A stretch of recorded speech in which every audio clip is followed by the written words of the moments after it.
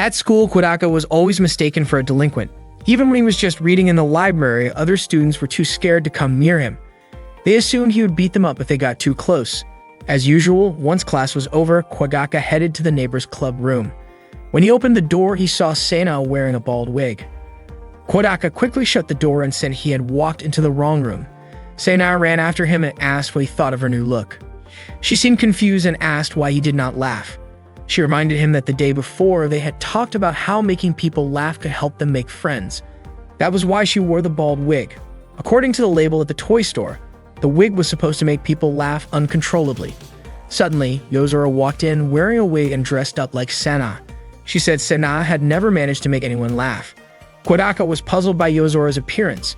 Yozora said she was dressed as a ridiculous creature from Earth and asked if it was enough to make him laugh. Kodaka just stayed silent. Then Yozora wrote the word meat on her forehead and mocked Sana's voice, saying she was a rich and beautiful girl. Sana said that was not how she talked, and she did not understand what about her was supposed to be funny. Instead of being amusing, it was actually pretty irritating. Yozora replied that seeing Sana irritated like that made her feel happy. Kodaka asked if Yozora was not embarrassed to look like that. Yozora and Sana both turned to look in the mirror.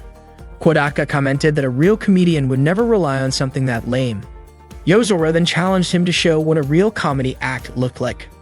According to Kodaka, a true comedian came up with original stories, so he started telling one called I Am Scared of Manju Cakes. Unfortunately, once he finished, everyone just called the story boring. Rika joined them in the club room and said that funny people could easily become popular. As usual, Yukimura served tea, hoping to hear a funny story from Kodaka. But Sana and Yozora both advised her not to expect too much. Kodaka insisted his story was still better than Sana and Yozora's wig stunt. Yozora mentioned hearing about a hairstyle that was trending lately, the teased look where hair is combed upwards and then decorated. Sana got interested right away. Rika added that according to the internet, that style gave off a European noble vibe or something along those lines. Sana thought it would probably suit her well. Rika even said that there were people so grand they shaped their hair into bird nests so birds could live in them, or even molded their hair into love letters. Sana was surprised and asked if that kind of thing only happened in the samurai era. Rika explained that it was just a way of expressing oneself, similar in concept to how samurai helmets were made. Yukimura asked if that meant T's hair was like a samurai helmet, something that showed identity if their head got cut off, so they would be respected, honored, and remembered like true samurai. Kodaka did not think it worked that way. Sana started feeling something was off, and Yozora seemed to agree.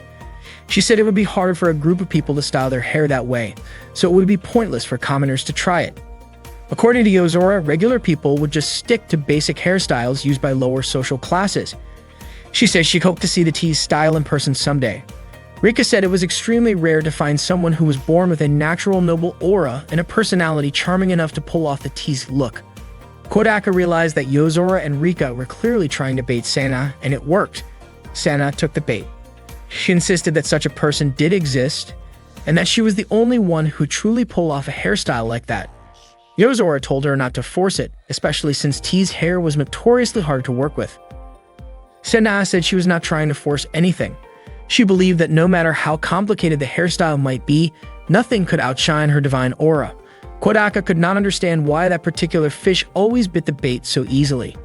Yozora said that if Sana really was forcing things, then she and Rika would immediately start backcombing her hair. Sana got ready to have her hairstyle changed by Yozora and Rika. Before they started, she asked them not to do anything weird. Yozora began brushing Sana's hair. Sana admitted that it felt kind of nice having another girl brush her hair. Rika commented that Sana's hair was smooth and soft and even the ends were not split. Just for that day, Yozora complimented Sana's hair. Sana responded by saying that Yozora's hair was beautiful too, and she added that Rika's hair was shiny and also pretty. Yozora then asked if Sana had any requests before they started teasing her hair. Sana asked for a hairstyle that popular girls would wear. Yozora started thinking about what was trendy and said, summer. Rika suggested adding elements that represented what people liked the most during summer, like incorporating beach waves with curly hair. Yozora agreed and even wanted to add a swirling water accent using rolled sausages. Rika wanted to give it a summer storm vibe by adding a few waves to the overall look. Rika then asked Sana what she thought about the idea, and Sana said it was not bad. Yozora suggested making a hill with a beach on top of it. Things got even more ridiculous when Rika proposed replacing the hair ribbons with a bikini, and Yozora went further by wanting to add watermelon and fireworks. Sana was shocked when she realized they seriously wanted to include a watermelon, a bikini, and even yakisoba in her hair. She started to panic, but Yozora and Rika told her to stay still. Yukimura quickly went to get the watermelon, the bikini, and the yakisoba. At that point, Sana turned to Kodaka for help, but he completely ignored her. Meanwhile, Maria was outside playing in the yard. When someone called out to her, she immediately started doing her assigned task of mowing the grass. When she looked up, she saw that it was Yukimura approaching. Yukimura asked what Maria was doing. Maria said she was cleaning the yard as a punishment for slacking off earlier. Yukimura was there because Sana had asked her to get something. Maria assumed it was probably something related to summer. She handed over a few bugs she had managed to catch. Back in the club room, Yozora and Rika finally finished creating a new hairstyle for Sana. Yozora called her the fiercely backcombed Storm Queen, the most popular girl in A Midsummer Night's Dream. The hairstyle was so outrageous that it even felt heavy on her head. Kodaka thought the two of them were being way too cruel. Yozora and Rika insisted that the hairstyle looked great and made Sana seem elegant. Sana asked if it really suited her. Yukimura said it definitely did. It was not only elegant, but also deeply moving. Yozora even admitted to feeling jealous and said she should have backcombed it herself before cutting her own hair. Sana then asked Kodaka what he thought. Kodaka told her the hairstyle really suited her. The next day, Sana told Kodaka that her father had been furious with her and ended up spanking her before undoing the hairstyle. Later on, when they were in the club room, Rika and Yozora apologized to Sana for going too far. Sana was still upset and stormed off. Yozora felt like the club activities were not going very well. While at the library, Kodaka received a message from Sana asking why he was not in the club room.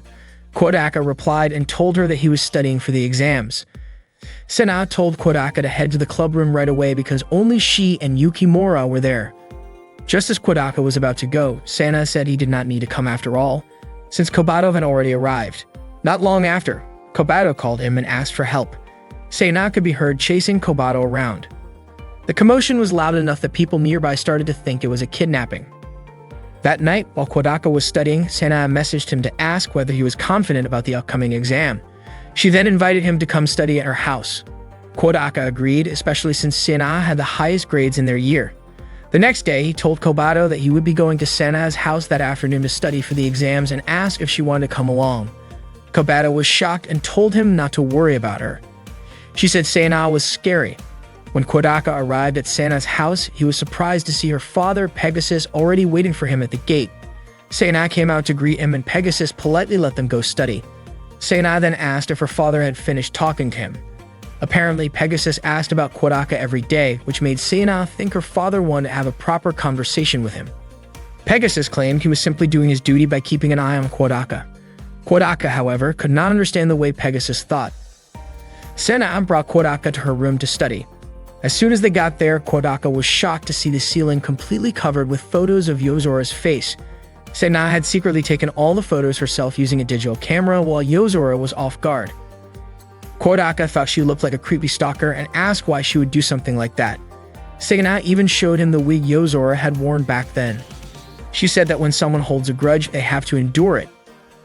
Kodaka suddenly remembered a story about someone who slept on a tree branch or licked a gallbladder every day, just to keep their anger alive until they could get revenge. Sana said maybe she was kind of like that. She admitted to staring at Yozora's photo every night, smelling the wig she had worn and remembering what Yozora did to her to fuel her drive for revenge. Sana made it clear that she would definitely get back at her. Kodaka had not expected Sana to be this intense. She was far scarier than he had imagined. While they were studying, Kodaka accidentally glanced at Sana's chest. He asked her how to answer one of the questions, but he could not concentrate because of the distraction. Sana called him stupid for not being able to solve it, which made him decide to try answering it on his own. Not long after, Stella came in and brought them some snacks. She greeted Kodaka, asked how things were going, and then handed him a condom. Kodaka was stunned. After Stella left the room, Sana asked what she had given him. Kodaka did not say, and Sana tried to snatch it from him. In the process, he accidentally caught a glimpse of her cleavage, which Sana immediately noticed and was not happy about. Sana admitted that she felt too lazy to continue studying and ended up asking Kodaka to hang out instead. She invited him to play Iron Necromancer, a game she had just bought.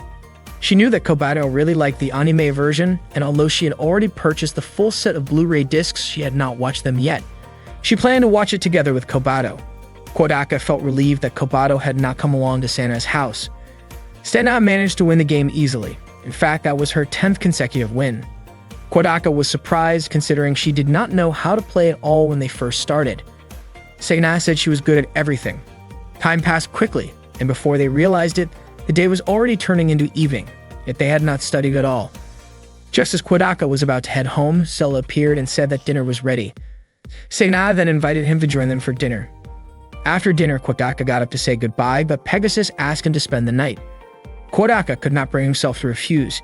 He quickly sent a message to Kobato, telling her to either heat up one of the frozen meals in the fridge or make instant noodles for dinner. At that moment, Kobato was happily singing to herself. After eating, Kodaka decided to take a bath. Not long after, Pegasus showed up, saying that he wanted to scrub Kodaka's back. Kodaka politely declined, saying there was no need, but Pegasus insisted that he should not be shy. Pegasus shared that back when Hayato was still around, he used to take the initiative to lather up the soap and sit behind him. As he scrubbed Kodaka's back, Pegasus asked how it felt. Kodaka said it felt just right. That moment reminded Pegasus of the first time he and Hayato been together. Pegasus then brought up the fact that Sana had come home from school the day before with fried squid and yakisoba in her hair. He asked if Sana was often picked on at school. Sana had told him that hairstyle suited her best, and in the end, Pegasus had given her a punishment. Pegasus also noticed that such a hairstyle did not exist, which confused him, especially since Sana usually held herself with pride. He started to worry, but Sana told him she had done it by her own choice. Kodaka asked whether Pegasus had seen the state of Sana's room recently. It turned out that Sana had not allowed Pegasus near her room since she started high school, and he thought that was normal. Kodaka wanted to say that it seemed like Sana was turning into a pervy stalker-type girl, but he knew he could never say something like that out loud. Instead, he told Pegasus that Sana had never been bullied by her classmates. Kodaka also promised that he would protect Sana if anyone ever tried to mess with her. Pegasus said he would entrust Sana to Kodaka, though it felt like there was a deeper meaning behind his words. At that moment, Kodaka still did not realize he was already caught in a situation he would not be able to walk away from. That night, before falling asleep, Sana, as usual, imagined Yozora's face while kissing Yozora's wig as a way to fuel her feelings of revenge. That day, as usual, Kodaka headed to the neighbor's clubroom after class. He was surprised to see a girl he didn't recognize. When she greeted him, he finally realized it was Rika. She had let her hair down and wasn't wearing her glasses. Kodaka asked about her glasses, and Rika explained that she just wanted to change things up a bit and see if people viewed her differently without them. When Kodaka asked if she was wearing contact lenses, Rika told him that her glasses had always been fake. She didn't actually have any vision problems and only wore them as a fashion choice. Kodaka never expected Rika to talk about fashion at all. She then asked what he thought of her current look. Kodaka felt like she had transformed like a wildflower blooming on a hillside. If he had to choose, he would say her look without glasses matched his taste more. Without realizing it, Kodaka had accidentally said those thoughts out loud. Rika immediately blushed. Yozora, clearly annoyed, stomped on Kodaka's foot. Sana and Yukimura didn't look too happy either. Meanwhile, Rika laughed at Kodaka's reaction. Rika hadn't expected Kodaka to think of her that way, and then, in her usual bold manner, she invited him to do something inappropriate with her. Kodaka flatly rejected the idea. Rika quickly apologized, realizing that what she said had been rude. She then tried to rephrase her words more politely, but the soft tone still ended up suggesting the same thing. Kodaka sighed and asked why it had to be Rika, of all people, who acted like that. Rika was shocked by how disappointed he sounded. It nearly brought her to tears. Kodaka ignored her and chose to focus on studying instead. Rika couldn't believe how heartless he was, completely disregarding her hurt feelings, but strangely, that coldness only seemed to excite her more. Deciding she needed a break from reality, she thought it might be best to escape into the two-dimensional world. Rika asked Sana for permission to use her TV so she could watch an anime she had just bought. The anime was titled Gay Game Club. Yozora immediately smacked Rika in the face and demanded to know what kind of inappropriate material she was planning to watch in the clubroom. Rika insisted it wasn't anything indecent. She explained that although the show was based on a romantic game between men, the adult scenes had been removed in the anime adaptation, making it suitable even for kids. While it did have a few sensual moments on screen, she said it was still safe for all ages. Yozora, unconvinced, asked who would even care about that. Rika replied that she cared and even showed Yozora that the disc had no 17+ rating on it. Yozora argued that even without the label, the title and cover alone were already suspicious. Rika countered that things shouldn't be judged just by appearances. Kodaka agreed with Rika. He said that before criticizing something, it's better to take a closer look at what's inside. Judging based only on appearances could really hurt someone. Rika was touched and said that Kodaka was amazing.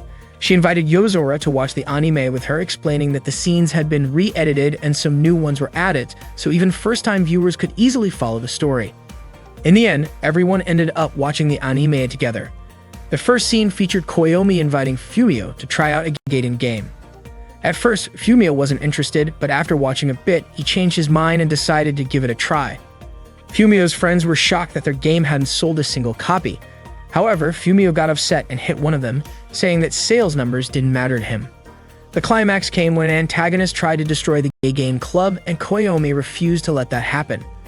He stood his ground, ready to protect the club. The ending was unexpectedly emotional, with Koyomi declaring that even if the whole world turned against him, he would always protect Fumio. To everyone's surprise, both Sena and Yozora ended up in tears because of the anime's touching story. Rika asked Yozora what she thought of it, and Yozora admitted that it was actually pretty good. But just as the credits were about to roll, an unexpected twist came. Koyomi and Fumio shared a kiss. That scene left everyone stunned. Without realizing it, 2 hours had already passed. Yukimura commented that the show was surprisingly good. Yozora then asked Rika why Koyomi and Fumio kissed at the end. Rika explained that once the two characters had truly understood each other's feelings, it was only natural for them to share a kiss. Yozora was puzzled, especially since Koyomi and Fumio were just friends.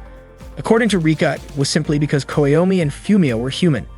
Yozora questioned whether it was normal to do such things with a friend, but Rika didn't think it was strange at all. She said that when emotions come into play, it's only natural for the body to follow, even if it's between friends or even between two guys.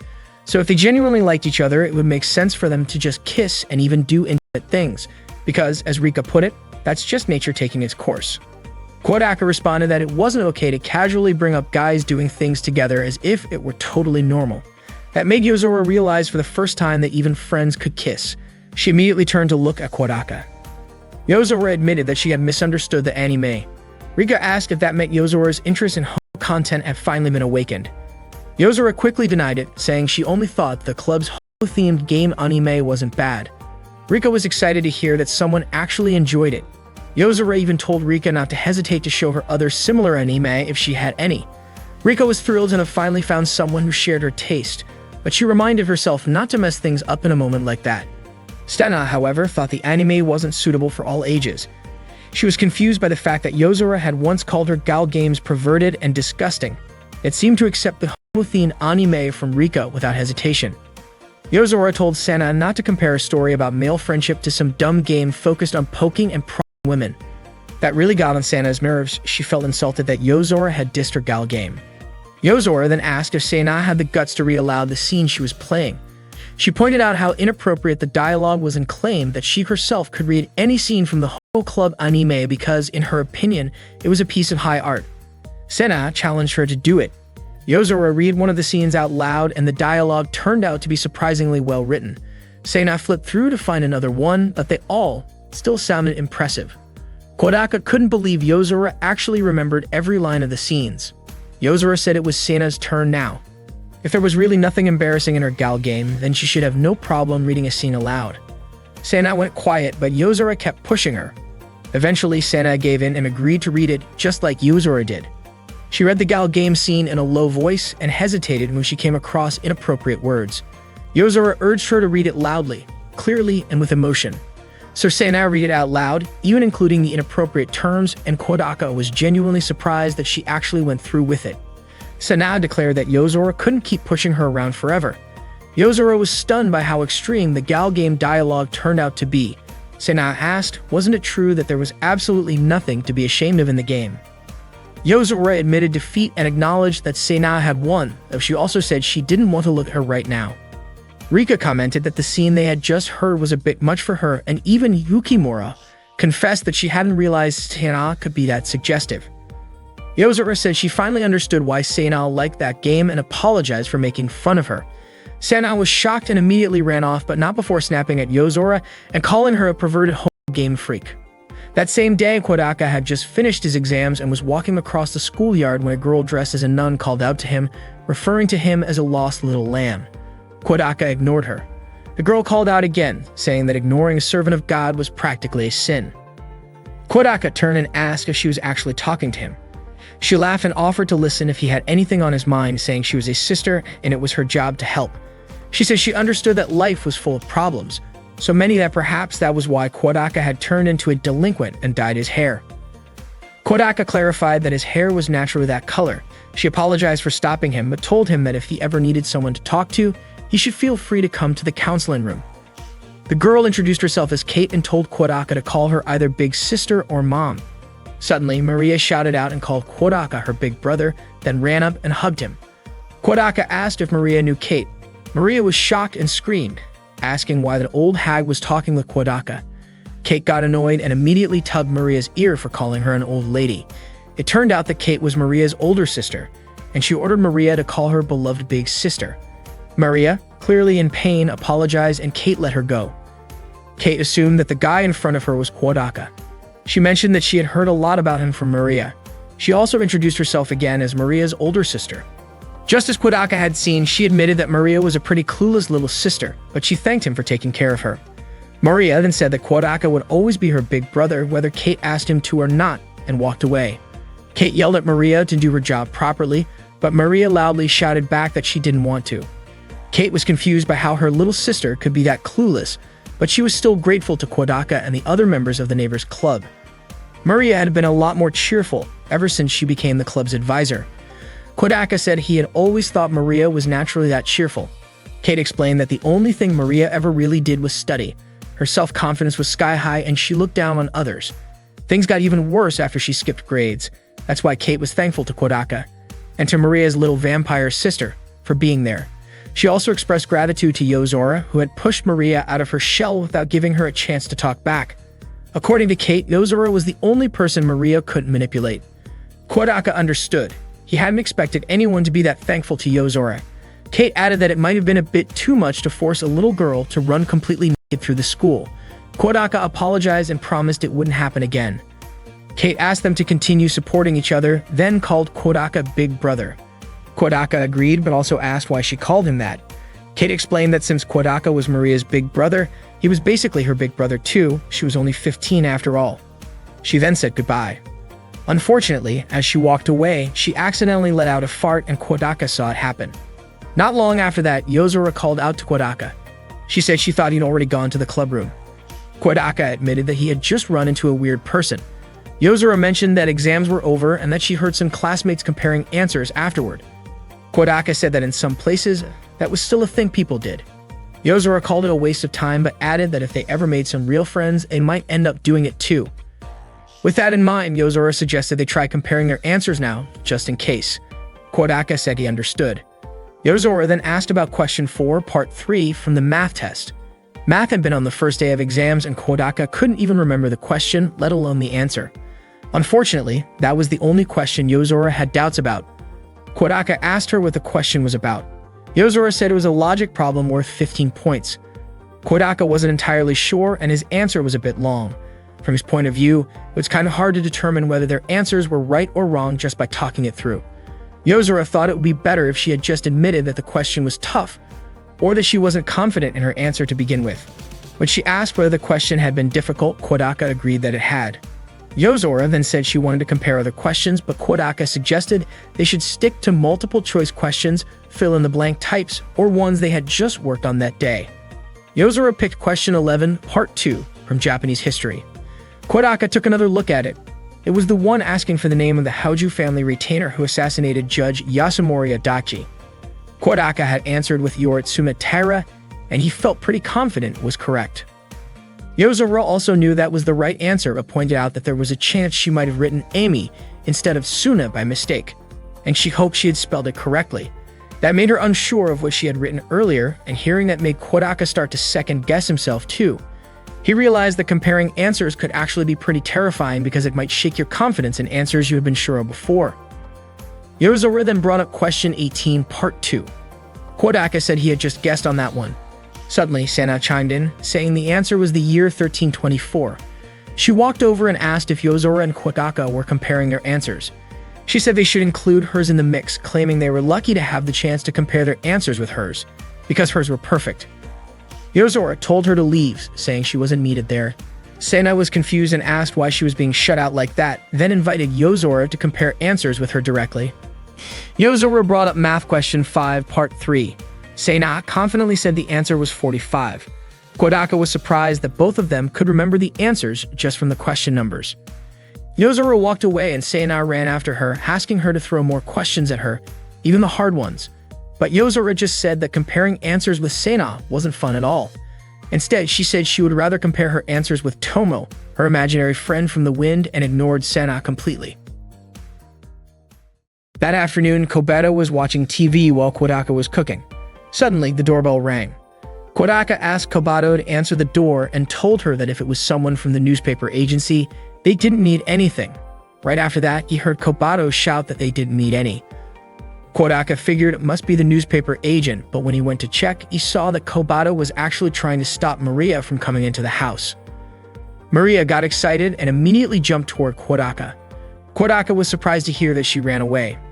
Maria explained that Kate kept forcing her to work, and she figured that since Kodaka was her big brother, he wouldn't make her do chores. Hearing that, Kate got annoyed and told Maria that she might as well just become Kodaka's child. Not long after, the phone rang. It was Kate calling. She told Kodaka that she didn't mind Maria staying at his place and asked him to take care of her for a few days. Kodaka was fine with it, especially since it was still school break, so he agreed to let Maria stay over. That night, Kodaka invited Maria and Kobato to have dinner together. Maria was amazed by how much food was on the table and even thought it looked like a Christmas celebration. Kobato called Maria a clueless church servant from another era and said that was exactly why she was sick of dealing with someone as lowly as Maria. When Kobato was about to grab some food, Maria slapped her hand away and told her to pray first. Kobato replied that she was a servant of the night and never worshipped anything. Kodaka reminded Kobato that if that's her belief, fine, but she should at least say let's eat before starting. Kobato gave in and said it, and Kodaka praised her for that. She then immediately started devouring the fried chicken. Maria quickly said her prayers so she could start eating too. Kobato pointed out that Maria hadn't finished praying yet, but Maria claimed she was just trying to rescue the chicken from an evil vampire like Kobato. The two of them started arguing and Kodaka couldn't believe they were fighting during dinner. Suddenly the phone rang again. Kodaka picked it up and it was Kate. She asked him what color his underwear was, which made Kodaka tell her to skip the small talk. Kate then asked if he had eaten. Kodaka said they were in the middle of dinner, and Kate asked him to remind Maria to finish her vegetables. When Kodaka returned to the table, his fried chicken was gone.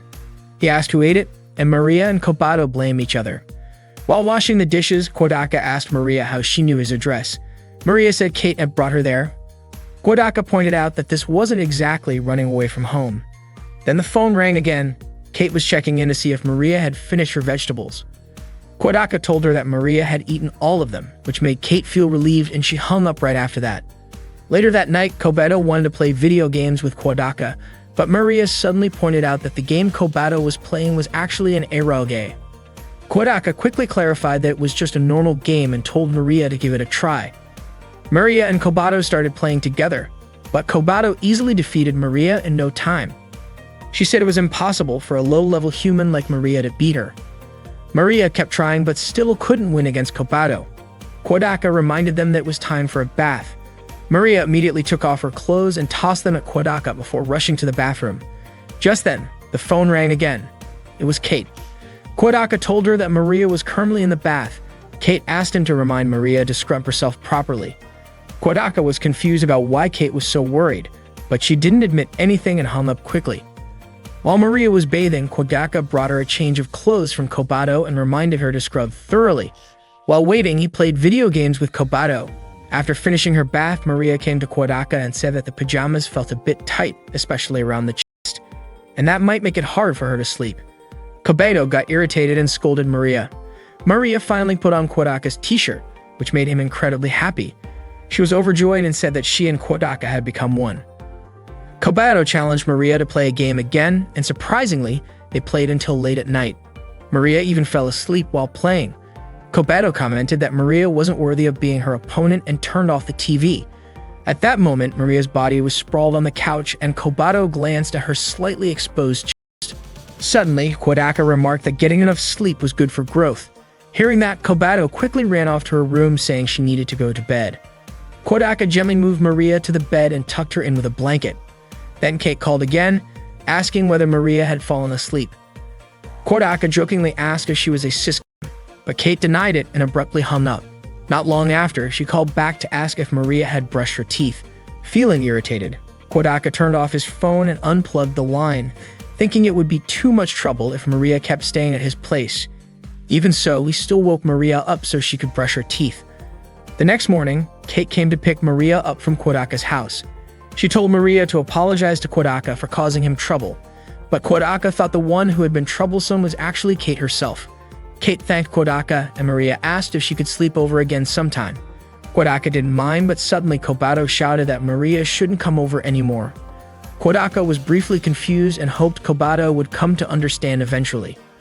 After that, Kodaka went back inside and scolded Kobato for playing video games so early in the morning. Kobato claimed she needed to train just in case Maria came back again. She declared her plan to make Maria kneel before her strength. That afternoon, Kodaka gathered with the neighbor's club in the clubroom. According to him, there was nothing else to do during the 3-day break. Yozora felt the same way and wondered what normal people did with their free time. Rika said she had read a manga where people celebrated after exams with a party called a Thanksgiving celebration. Kodaka admitted he had heard of that before too. Yozora then suggested that they throw their own celebration party. Suddenly, Sana said she wasn't tired at all because she didn't study during the exams. Hearing that, Yozora told her she wasn't allowed to join the party. Sana immediately acted weak, saying the exams had worn her out. In response, Yozora told her to go rest in the student infirmary. Rika chimed in saying she didn't have to take the exams from the start. Maria added that since she was a teacher, she didn't need to take exams either, but she still wanted to join the celebration. Yozora allowed her to take part. Sana then asked if she could join too, but Yozora said the event was limited to just 6 people.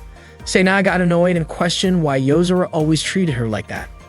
Despite the drama, all the club members joined the party. Yozora invited everyone to have a drink, but Kodaka suggested they make a toast first. After raising their glasses to celebrate the end of exams, they all took a drink. Yukimura commented that she wasn't very good with carbonated drinks. Kodaka wondered why she chose one then, and it turned out Yukimura had simply followed his lead, picking the same drink as him. She thought a man shouldn't be defeated by just one drink, so she took a big gulp, but ended up collapsing right after. She apologized for embarrassing Kodaka. Kodaka told her to just drink some orange juice instead, and he would finish the soda for her. Rika pointed out that this counted as an indirect kiss. That comment triggered a memory in Kodaka's mind of young Yozora coughing after trying soda. He then asked Yozora if she still couldn't drink soda. Yozora replied that it wasn't that she couldn't, she just didn't like it. Rika and Sana looked surprised when they heard Kodaka use the word still, and they both began to get suspicious. Kodaka forgot that he had to keep his past and Yozora a secret. After they finished all the snacks, Yozora asked what they should do next, whether they should play a game. Rika mentioned that she had heard of a group game called the King's Game, where the king is chosen randomly, and whoever is the king gets to order anyone to do whatever he wants. Sana got really excited and even planned to order Yozora to lick her feet. She was enthusiastic about getting everyone to play the King's Game. Yozora agreed and even planned to give Sana a tough time during the game. Kodaka set one condition: the king's orders had to be chosen randomly, so he asked everyone to write down king's orders and put them into a box. He had to do this because otherwise everyone would just make up orders as they pleased. On the first turn, Sana got to be king. She even said that she was obviously the one who deserved to be king. Yozora immediately handed her the box full of orders. Sana said that Yozora would be punished by the king for being disrespectful and read an order saying that person number 4 had to change into a swimsuit. Kodaka was shocked and asked who had written that order. Sana admitted she wrote it herself. Kodaka then asked what would happen if the order was directed at Sana herself, but she said she wouldn't be affected. Sana asked who had number 4, the poor fool who would have to spend the whole game wearing a swimsuit. Unexpectedly, number 4 turned out to be Kobato. Sana was surprised and said the order was inappropriate and that she would erase it. However, Yozora insisted that the king's orders were absolute and told Kobato to take out her anger on Sana. Sana pointed out that there were no swimsuits in the room, but Rika offered a very sexy cosplay outfit as a replacement. Kobato had no choice but to wear it, and at that moment, she truly hated Senna. On the next turn, Yozora became king. When she drew a king's order, she was shocked and wondered who the fool was who wrote it. The order was for number 5, who was Maria. Yozora read the order aloud. It was something quite inappropriate. Yozora suspected that Rika was the one who wrote it. Rika admitted it, saying it would be more fun to see the person reading it get embarrassed. Then Senna became king again.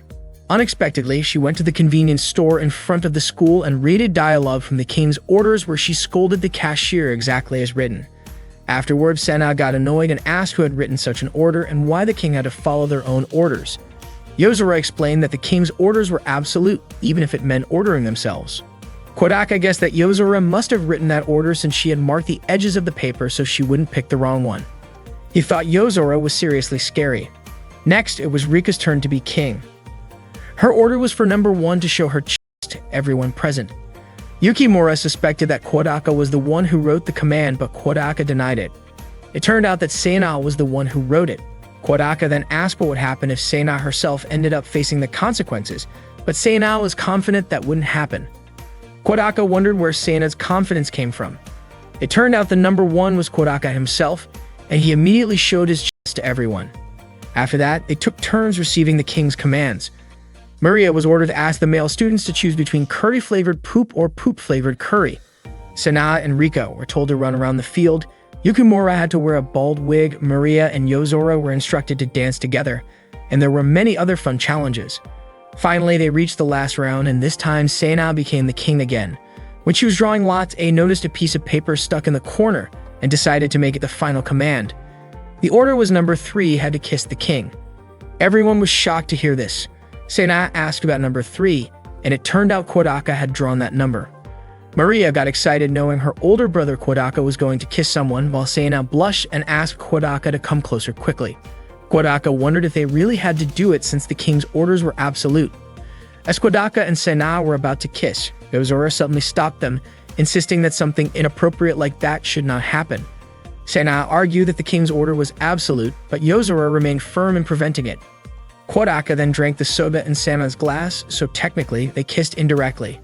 Rika agreed with this solution, as did Kobato, Yukimura, and Yozora. Yozora announced that the king's game was over. Senna realized that kissing just because of an order wasn't really a good idea. That night, Kodaka's father called, asking about Kodaka and Kobato's well-being. Kodaka said that they were both doing fine.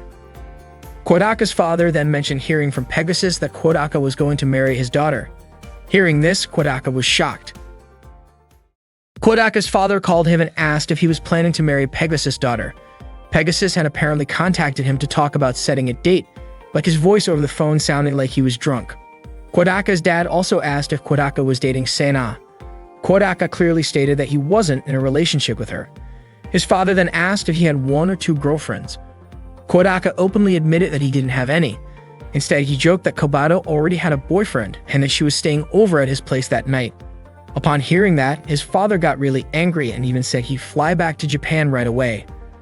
Kodaka quickly admitted he was just joking and ended the call. That day, Kodaka brought Kobato to the neighbor's club room. Seeing her, Senna got excited and asked if Kobato wanted to go with her to an amusement park the next day. She even showed her a ticket to Yokoshima Wonderland, which had been given to her by one of her father's college friends. Senna said the park would be selling limited edition toys and that she would treat Kobato to lots of candy and hamburgers. She sincerely hoped Kobato would accept her offer and even asked her not to be scared of her. Yozora immediately commented on the ticket and called Senna pathetic. Kodaka asked if Yozora had ever been to that place. She admitted that she had back when she was in middle school, and all she did there was read books. Kodaka said he had only gone with his family before, but someday he hoped to go with friends. Yozora then decided that everyone in the club should go to Yokoshima Wonderland together the next day, especially since exams were over and nobody had any other plans. Kodaka agreed.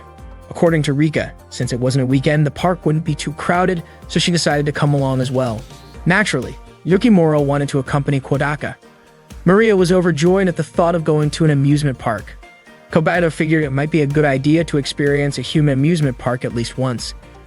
Senna told Yozora that she had originally only invited Kobato, but Yozora pointed out that the ticket allowed up to 6 adults, so they might as well use all the slots. Everyone turned to look at Maria upon hearing 6 adults. Realizing she was a kid and wouldn't count as one of the adults, Maria looked a little left out. Sena quickly said she would buy an extra ticket for her. Maria immediately hugged Sena and thanked her. While walking home, Kodaka asked Sena if there was anything strange about her father the day before. Sena explained that after handing over the tickets, her father suddenly got super cheerful and started drinking sake, though she had no idea why. Kodaka guessed it was probably just drunken nonsense he said over the phone. The next day, Kodaka and the others went to Yokoshima Wonderland. He figured it was probably Sena's first time at an amusement park. When Kodaka asked which ride they wanted to go on first, Yozora, Sena, Rika, and Kobato all confidently chose the Black Dragon, a roller coaster.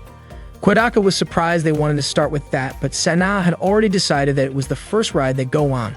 Yozora said the ride was pretty famous, and Kobato referred to it as the Dark Dragon. Even Maria wanted to ride it. They all got on the roller coaster together. As it started moving, Yozora said it felt way too slow, while Sena commented that the people below looked like trash. Kobato even thought that was the extent of the ride's power. Rika said all the vibrations were making her feel overheated and extremely flustered. But once the roller coaster began to climb, their faces changed. Yozora and Sena started hoping the ride would stop. Kobato and Maria began screaming in fear, though Yukimura still looked calm. As the roller coaster dropped suddenly, everyone screamed at the top of their lungs and even started shouting things they probably shouldn't have said.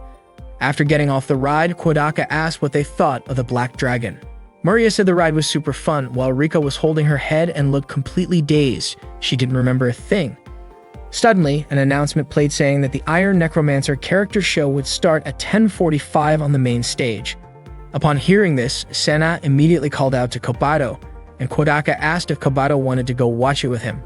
Sena told Kobato that she had just bought the Blu-ray and the Iron Necromancer series yesterday. She proudly called herself a big fan and asked Kobato who her favorite character was. Sena said she liked a character named Mare from Season 2, but then Kobato suddenly corrected her by saying Meryl, referring to the Fate user from Season 2, Episode 8. She even mentioned the character's full name, Emerald Myrael von Revelatia Utori. Sena laughed and said that the Mare she meant was indeed Meryl. Kobato added that Meryl also made a return appearance in Season 3, Episode 5. Kodaka explained that Kobato was a hardcore Iron Necromancer fan, so when someone talks about it half-heartedly like that, it's like pouring oil on a fire. Not long after the show began, the special guest for the day was Iron Necromancer Guernica. The audience cheered with excitement, and the host asked everyone to call out Guernica's name together. But instead, Astaroth, the villain, made an entrance. He announced that Guernica would be late because he had fallen into one of his traps. Astaroth declared that he would take everyone hostage until Guernica showed up, and the host dramatically called for help. Astaroth then asked the crowd if anyone would volunteer to become a hostage along with the host, promising a special gift for the one who stepped up. Unexpectedly, Sena volunteered to be the hostage. Kodaka was surprised and asked why she did that. It turned out Sena was aiming for the prize to give it to Kobato. But Kobato responded bluntly, saying she didn't need a reward from such a lame show. The host then apologized and said that mothers weren't allowed to be hostages. Astaroth suggested Kobato take her place instead. Sena looked completely confused by the conversation. Kodaka explained that both the host and Astaroth had assumed Sena was Kobato's mom. Sena was shocked and asked why they would think that. She even joked that if she was the mom, then that would make Kodaka the dad. Kodaka was quick to reject that idea. At that moment, one of Astaroth's sidekicks persuaded Kobato to join in, and she agreed to become the hostage. So Kobato ended up being part of the show and got rescued by Guernica in the end. Sena was totally thrilled watching the performance and almost hugged Kodaka out of excitement. When the show ended, Kobato got the autograph of the director. Kodaka pointed out that Kobato only got the reward thanks to Sena volunteering herself earlier. Upon hearing that, Kobato shyly and quietly thanked Sena. Sena looked deeply touched, but Kobato immediately ran off. Sena mentioned how cute Kobato looked when she was acting all shy. Kodaka also thanked Sena, and Sena replied that it wasn't like she did it for Kodaka or anything. She only did it for Kobato. Sena complained that it was annoying how the host and Astaroth called her a mom, especially since she wasn't even married.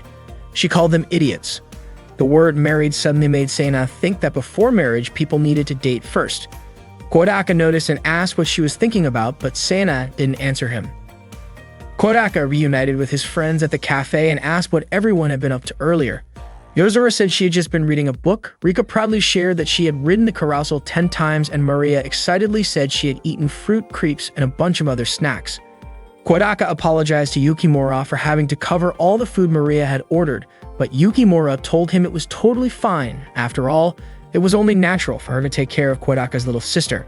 Maria was instantly drawn to the curry in front of her.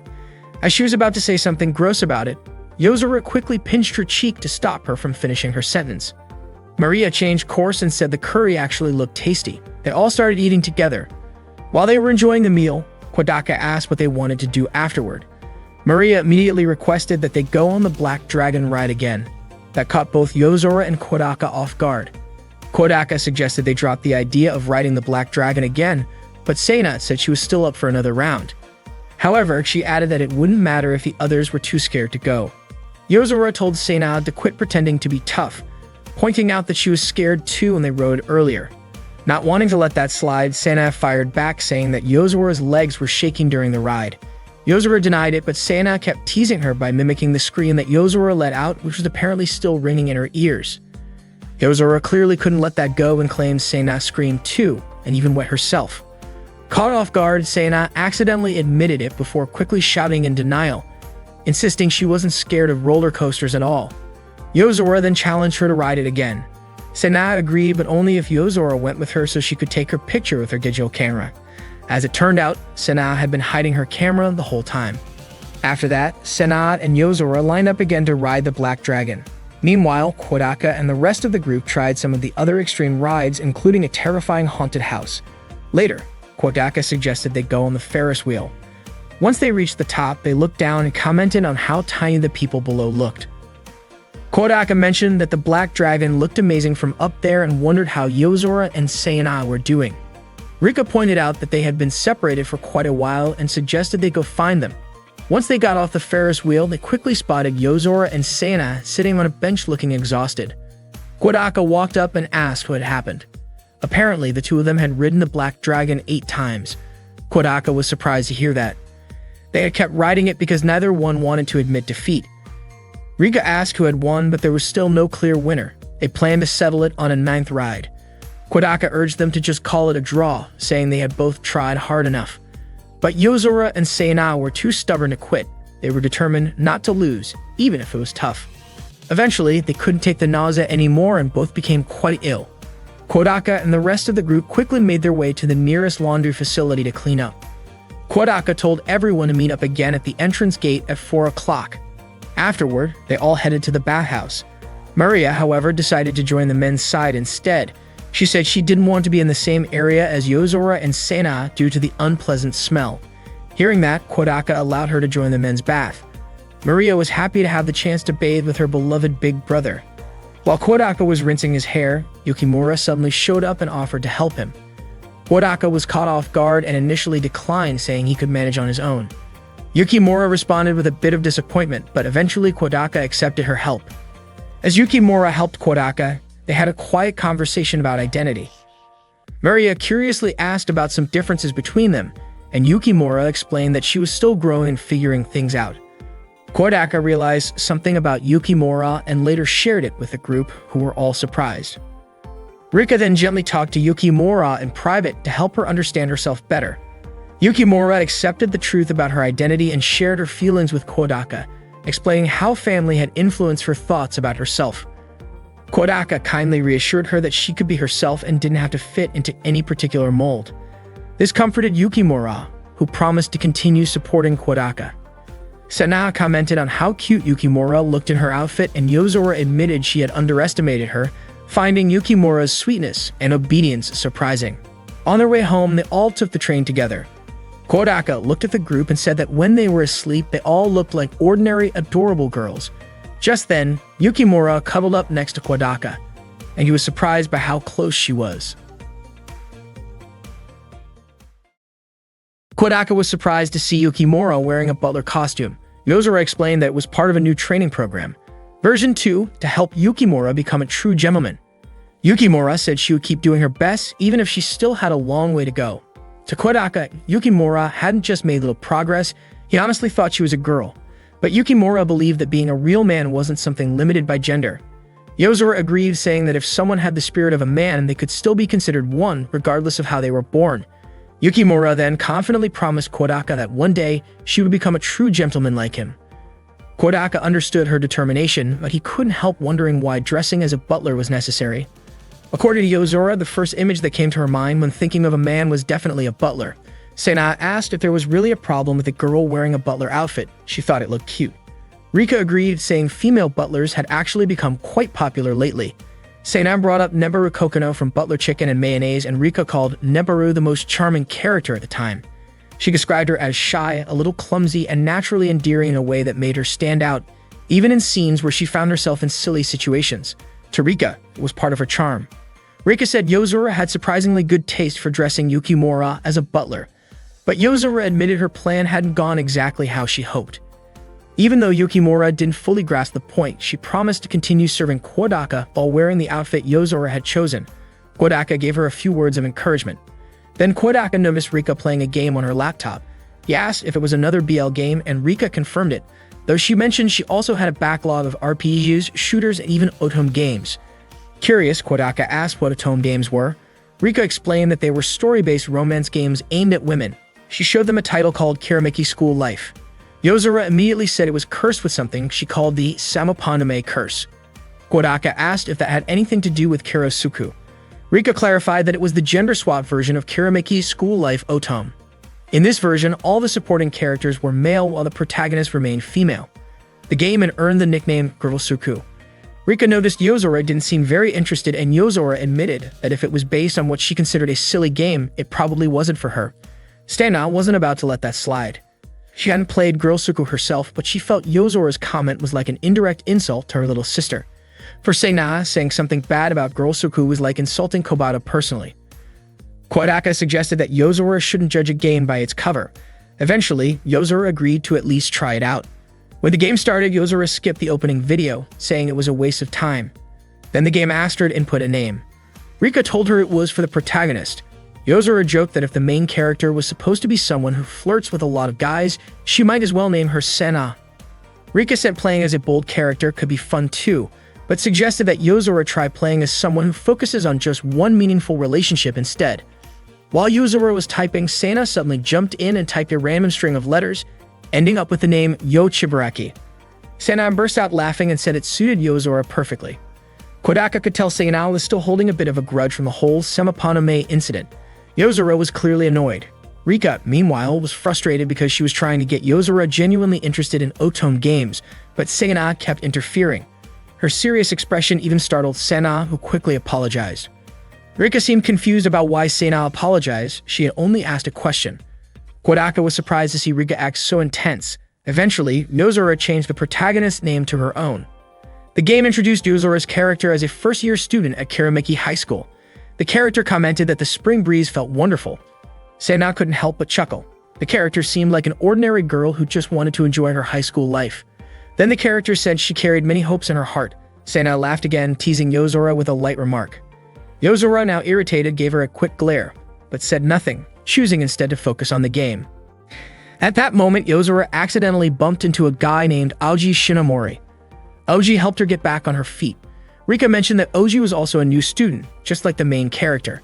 He was the heir to the Shinomori Corporation, and apparently, every girl at school liked him. Kodaka hoped he and Aoji could have a fun high school life together. Yozora said Aoji was cool, and she was really glad to meet someone that amazing on the very first day of school. She thought her high school life was going to be as beautiful as a rose. Sena immediately teased her again and even said she wanted to call Yozora Rose. That annoyed Yozora, and she said over-the-top girls like that weren't her style. She joked that maybe she should change her character's name back to Yo Chibarik. Rika tried to calm Yozora down, saying it was just a game. Then Yuko Fuyuki, who sat next to Yozora, asked if she knew Aoji.